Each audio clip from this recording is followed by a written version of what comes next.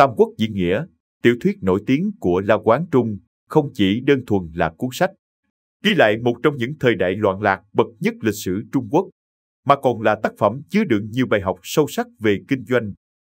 Và đây là 5 yếu tố chiến lược trong kinh doanh. 1. Kết nghĩa đạo viên, nghĩa là một mục tiêu, một lý tưởng. Đối với độc giả Tam Quốc, sự kiện kết nghĩa vương đạo của Lưu Bị, Quan Vũ và Trương Phi có lẽ đã quá quen thuộc.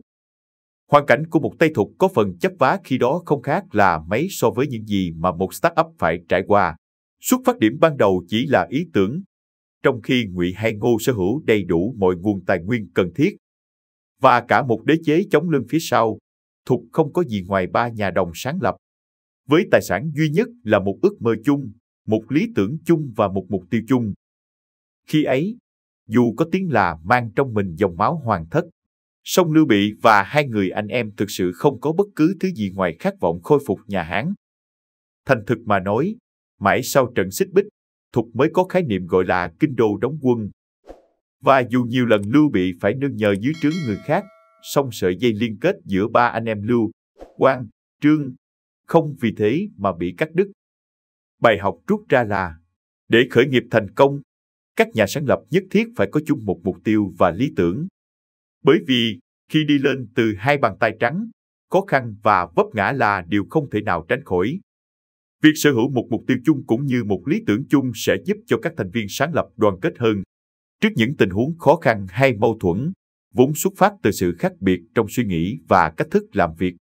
Nếu không thể chia sẻ cùng một mục tiêu và lý tưởng, thì chắc chắn những thành viên sáng lập, hạt nhân của startup, không thể đi cùng nhau đến ngày cuối cùng. 2. Tam cố thảo lư, nghĩa là lòng nhẫn nại và khiêm tốn. Tại Tân Giả, Lưu Bị được nghe về danh tiếng cùng tài năng của Gia Cát Lượng, nên đã không kể thân phận mình mà quyết định đích thân đến mời ông ra giúp sức. 2 lần đầu ghé thăm, cả 3 anh em đều không gặp Gia Cát Lượng.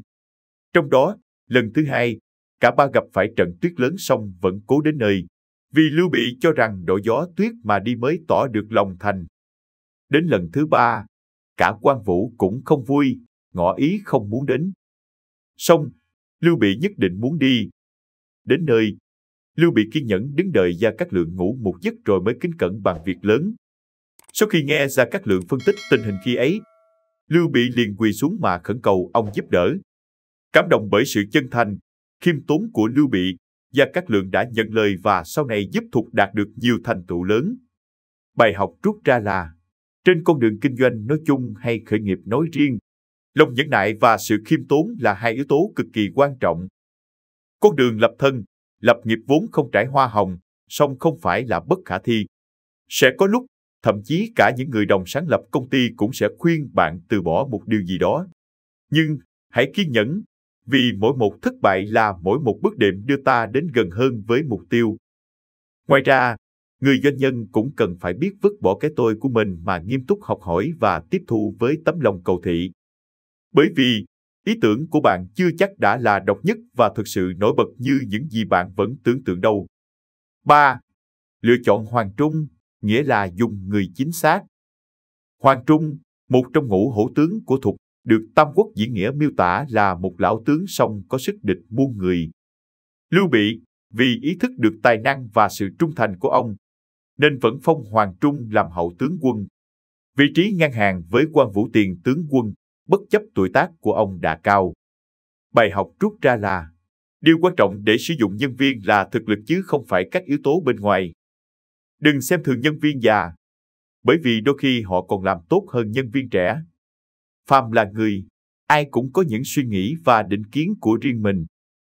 Trên cương vị một người lèo lái doanh nghiệp, nếu doanh nhân không thể vượt trên những định kiến của bản thân, thì có thể sẽ đánh mất đi một nhân tài hiếm có.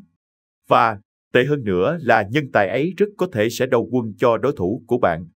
Cả Gia Cát Lượng lẫn Lưu Bị đều hiểu rằng, để có thể tiếp tục con đường chinh phạt, thì một tướng quân dày dạn kinh nghiệm như Hoàng Trung là vô cùng quan trọng. 4. Tiến chiếm thành đô, nghĩa là xác định đúng thị trường. Gia Cát Lượng đã tâu với Lưu Bị tiến chiếm thành đô và lựa chọn nó làm kinh đô của Thục. Nguyên do là nơi đây địa thế hiểm trở, dễ giữ, khó đánh, lại có đất đai màu mỡ. sản vật phong phú và giao thông thuận lợi, vô cùng thích hợp cho việc phát triển kinh tế cũng như xây dựng quân đội. Nhưng, quan trọng hơn, thành đô được Gia Cát Lượng lựa chọn vì nó sở hữu vị trí đắc địa, phù hợp để thục đối trọng với hai nước Ngụy và Ngô. Bài học rút ra là xác định đúng thị trường mục tiêu là chìa khóa cho kinh doanh thành công. Đối với doanh nghiệp của bạn, thành đô sẽ là nơi nào? Xác định đúng thị trường mục tiêu sẽ giúp cho doanh nghiệp có chiến lược marketing đúng đắn, giảm chi phí truyền thông và tạo lợi thế cho cạnh tranh. Ngoài ra, việc xác định đúng đối tượng sẽ giúp doanh nghiệp có chiến lược thích nghi phù hợp với đặc thù của từng thị trường địa phương. Chẳng hạn như việc Amazon Ấn Độ có dịch vụ bán hàng, chính sách hoa hồng và phí vận chuyển hoàn toàn khác so với Amazon Mỹ. Một người bán hàng trên Amazon Mỹ phải trả 8% hoa hồng với mỗi chiếc điện thoại bán được không bao gồm phí hàng năm là 40 đô la Mỹ.